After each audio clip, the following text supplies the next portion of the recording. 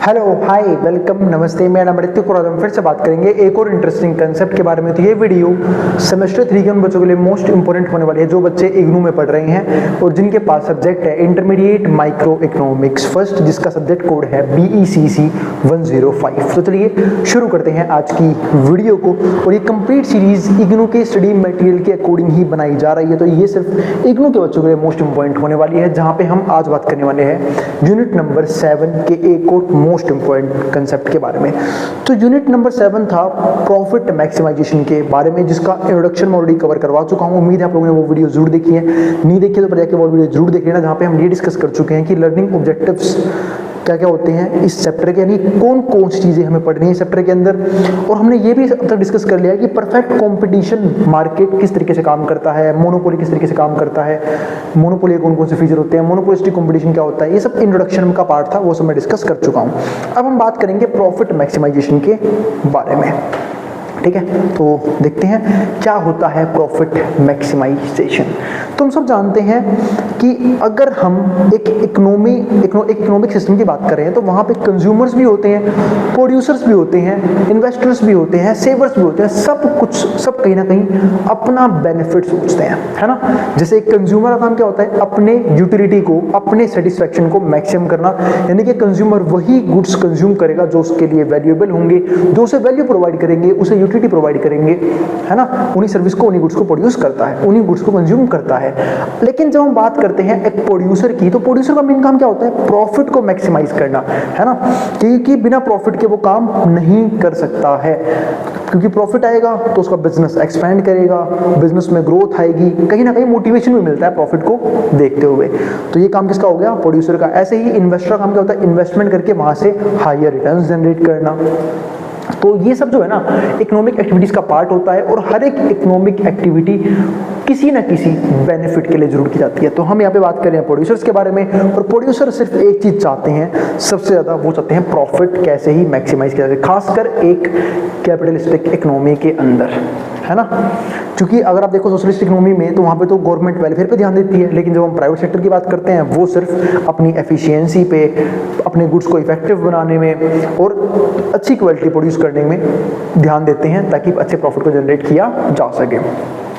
तो अब देखते हैं कि हमें प्रॉफिट मैक्सिमाइजेशन में और किन किन बातों का ध्यान रखना है, और एक परफेक्ट कॉम्पिटिशन कितना पैसा जनरेट कर पाते हैं। और इस कंप्लीट सीरीज के नोट्स भी ऑलरेडी बन चुके हैं, जिन बच्चों को नोट्स परचेज करने हैं वो इस समय पे जाए 9667836336 यहाँ पे व्हाट्सएप करके नोट्स भी ले सकते हैं। तो अब हम देखते हैं कि प्रॉफिट मैक्सिमाइजेशन क्या होता है। तो प्रॉफिट होता है क्या, पहले वो समझते हैं। तो प्रॉफिट का मतलब होता है कि भाई जो भी हमने कमाया, एक प्रोड्यूसर ने जो भी कमाया उसमें जितना पैसा खर्च कर दिया, यानी जितनी सी कॉस्ट आई उसे माइनस कर दो, जो बच गया वो प्रॉफिट है। और अगर कुछ नहीं बच रहा तो प्रॉफिट क्या हो जाएगा, जीरो हो जाएगा। और अगर अपनी जेब से पैसा देना पड़ रहा है, इसका मतलब क्या है कि प्रोड्यूसर लॉस में है। यानी कि मैं कह सकता हूं कि profit is simply the amount left with the entrepreneur after he has paid for all the expenses incurred in the production process। यानी कि जब एक प्रोडक्शन प्रोसेस के अंदर डिफरेंट एक्सपेंसेस आते हैं, वो सब पे करने के बाद एक एंटरप्रेन्योर के पास क्या बच रहा है उसको क्या बोलते हैं, प्रॉफिट बोल के चलते हैं, ठीक है। तो ये तो हो गई प्रॉफिट के बारे में एक सिंपल सी डेफिनेशन। तो प्रॉफिट होता क्या है, total revenue minus total cost. Total revenue किस तरीके से निकाल सकते हैं हम, प्राइस को क्वांटिटी से मल्टीप्लाई कर लो, कि भाई जो भी प्राइस है किसी पर्टिकुलर गुड का, उसकी जितनी क्वांटिटी सेल की गई है उसको से मल्टीप्लाई कर लो, तो क्या आ जाएगा, टोटल रेवेन्यू आ जाएगा। यानी टोटल कितना पैसा कलेक्ट हुआ है अपने सारे आउटपुट को सेल करने के बाद। इसके बाद टोटल कॉस्ट क्या आती है, पर यूनिट कॉस्ट को क्वांटिटी से मल्टीप्लाई कर लो। भाई पर यूनिट कॉस्ट यानी कि एक क्वांटिटी बनाने में कितना खर्चा आ रहा है, और उसको टोटल क्वांटिटी से मल्टीप्लाई कर लो, टोटल कॉस्ट निकल के आ जाती है। तो ये तो हो गया तरीका टोटल रेवेन्यू और टोटल कॉस्ट के पता करने का। जैसे आपको एक सिंपल से एग्जांपल समझा सकता हूँ। जैसे मान लेते हैं, ठीक है, कि हम एक माइक यूज कर रहे हैं, वो माइक जो है वो 2500 रुपये का है, ठीक है। 2500 रुपये का माइक है। अब 2500 रुपये का माइक जो है, ऐसी एक कंपनी जो है वो 1000 माइक बना देती है। तो 2500 रुपये में सेल कर रही है, 1000 माइक सेल कर दिए, तो देख लो कितनी जीरो लगेंगी, 3 और 2 5 जीरो, तो 25 के आगे 5 जीरो लगा दो, यानी कि एक तरह से 25 लाख रुपए का रेवेन्यू यहाँ पे जनरेट हो चुका है। तो ये तो हो गया 25 लाख का रेवेन्यू। लेकिन अगर मैं बात करूँ कि इस पर कॉस्ट कितनी होगी, मान लेते हैं कि भाई कॉस्ट आ रही है पर माइक 2000 रुपये, तो 2000 इंटू में 1000 कितना हो गया, 2 लाख रुपए का एक्सपेंस हो गया कि 2 लाख रुपए खर्च कर दिया उस कंपनी ने। 2 लाख कहाँ से आ गया, 20 लाख, सॉरी अरे हाँ वही मैं डर गया, इतना फालतू प्रॉफिट कहाँ से आ गया, 20 लाख है ना, 20 लाख क्या हो गया, एक्सपेंस हो गया। तो रिवेन्यू एक्सपेंस माइनस कर दो, क्या आ जाएगा, कॉस्ट माइनस कर दो, प्रॉफिट आ जाएगा।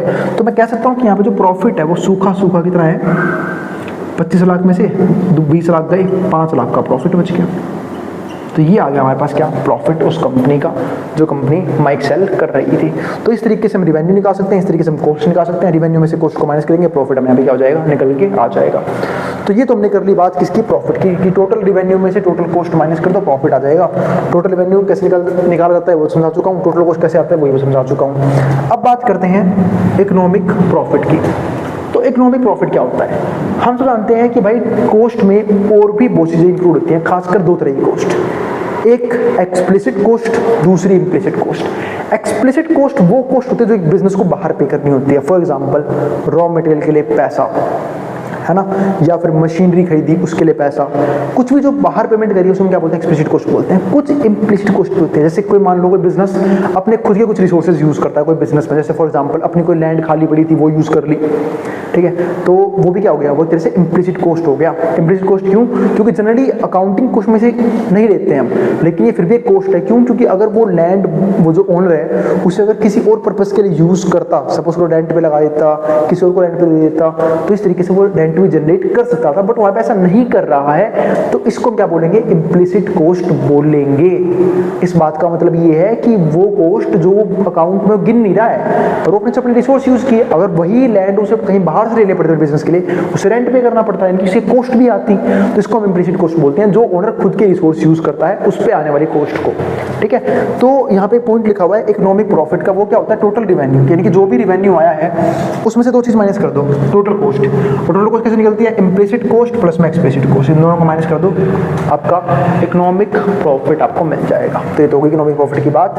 अब नोट समझते हैं इस चीज का, economic profit are always less than accounting profit. Economic profit हमेशा अकाउंटिंग प्रॉफिट से कम होता है। आप लोगों को भी समझाया कि अकाउंटिंग प्रॉफिट में हम इम्प्लिसिट कॉस्ट को काउंट नहीं करते हैं, for it takes into account implicit cost as well as, अब यहाँ पे देखो लिखा भी हुआ है कि economic profit always less than accounting profit for it takes into accounting implicit cost, क्योंकि implicit cost भी लेता है as well which accounting cost does not, जो accounting cost नहीं लेती है। अब आते हैं एक इम्पोर्टेंट नोट पे, एट इक्विलिब्रियम यानी कि इक्विलिब्रियम लेवल पे a firm in a perfectly competitive market, एक फर्म जो परफेक्टली कॉम्पिटिटिव मार्केट में है यानी कि परफेक्ट कॉम्पिटिशन में है, earns zero economic profit, zero economic profit generate करती है, यानी कि कुछ भी पैसा नहीं बचता। इस तरह से इसको बोलते हैं कि ये एक इमेजिनरी सिचुएशन होती है perfect competition market, perfect competition market की, क्योंकि रियलिटी में एग्जिस्ट नहीं करते हैं। बट अब क्यों होते हैं जीरो इकोनॉमिक प्रॉफिट, इसको समझ लेते हैं। इसके लिए हमें 2 पॉइंट समझने पड़ेंगे। पहला पॉइंट क्या आता है, zero economic profit condition implies that, इसका मतलब ये है कि the firm in perfect competition is earning normal profit, कि वो सिर्फ नॉर्मल प्रॉफिट जनरेट कर रहे हैं, wherein revenue earned is sufficient to cover both the implicit as well as explicit cost. जहां पे जो प्रॉफिट आ रहा है वो सिर्फ और सिर्फ मतलब सिर्फ और सिर्फ क्या मतलब इम्प्लिसिट और एक्सप्लिसिट कॉस्ट दोनों कवर कर लेता है, यानी कि इतना पैसा आ रहा है, इसको बोलते हैं नॉर्मल प्रॉफिट, कि वहां से इम्प्लिसिट कॉस्ट भी आ रही है और एक्सप्लिसिट कॉस्ट भी आ रही है। तो बात है जब कुछ बच नहीं रहा तो बिजनेसमैन बिजनेस कर क्यों रहा है, पता है बिजनेस क्यों कर रहा है, क्योंकि हम सब जानते हैं कि एक्सप्लिसिट कॉस्ट तो एक बिजनेस को बाहर पे करनी है। तो उसे पता क्या लगता है कि मैंने एक्सप्लिसिट कॉस्ट की पेमेंट कर दी, अब मेरे पास कुछ पैसा बच गया है, इसका मतलब मेरा प्रॉफिट है, बट वो प्रॉफिट नहीं होता, वो कहीं ना कहीं इम्प्लिसिट कॉस्ट की रिकवरी होती है। इसका मतलब जब एक प्रोड्यूसर अपनी लैंड यूज कर रहा है तो उसने बाहर की सारी पेमेंट कर दी, उसके ऊपर लैंड के ऊपर जो खर्चा करता या फिर वो खुद के जो रिसोर्स उसके ऊपर जो खर्चा करता, वो कहीं ना कहीं पैसा उसका बच जाता है, और वो बचा हुआ पैसा है ना वो प्रॉफिट में दिख जाता है उससे, कि उसे लगता है कि प्रॉफिट हो रहा है। लेकिन अगर वो उस रिसोर्स को यूज ना करे, अपने रिसोर्स को, फिर किसी और काम में यूज कर दे उसे, तो भी वहां से पैसा मिल जाता है। इसका मतलब एक तरह से मैं कह सकता हूं कि अकाउंटिंग प्रॉफिट तो है, क्योंकि इम्प्लिसिट कॉस्ट काउंट नहीं होती अकाउंटिंग प्रॉफिट में, अकाउंटिंग प्रॉफिट में जब काउंट होती है एक्सप्लिसिट कॉस्ट, लेकिन इकोनॉमिक कॉस्ट क्या है, जीरो है, कि इकोनॉमिक कॉस्ट तो कुछ नहीं मिल रही भाई, क्योंकि इतना ही पैसा मिल रहा है जिसमें उसका इम्प्लिसिट कॉस्ट की पेमेंट हो गई, एक्सप्लिसिट कॉस्ट की पेमेंट हो गई, जो सारी पेमेंट तो चली गई, सारा रेवेन्यू बच तो दोनों कॉस्ट में निकल गया, कुछ पैसा इम्प्लिसिट कॉस्ट में चला गया, कुछ पैसा एक्सप्लिसिट कॉस्ट में चला गया, तो बचा क्या, कुछ भी नहीं।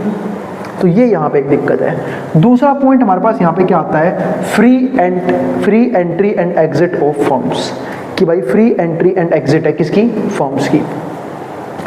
तो अब इस चीज़ की वजह से क्या होगा भाई, जब फर्म जो है वो जब मर्जी आ सकती हैं, जब मर्जी जा सकती हैं। इसका मतलब जब स्टार्टिंग में मार्केट शेयर के अंदर कम से कम प्रोड्यूसर्स होंगे, कम से कम सेलर होंगे, तो उनके प्रॉफिट को देख के नए नए सेलर्स अट्रैक्ट होंगे, अरे वाह इस बिजनेस में ये 4 प्रोड्यूसर अच्छा प्रॉफिट कमा रहे हैं, हम भी घुसते हैं। क्योंकि कोई फाउंडेशन तो है नहीं, कोई लाइसेंस भी नहीं चाहिए, फ्री एंट्री और एग्जिट है, तो नए लोग एंटर करेंगे। अब जिसके चक्कर में क्या होगा कि वो जो मार्केट शेयर है वो कम होता चला जाएगा लोगों का। अब जब मार्केट शेयर कम होता चला जाएगा यानी कि प्रॉफिट कम होता चला जाएगा, कस्टमर्स कम होते चले जाएंगे, जिस चीज़ की वजह से मैं एक चीज़ बोल सकता हूँ कि धीरे धीरे एक प्रोड्यूसर को लॉस होना शुरू हो जाएगा।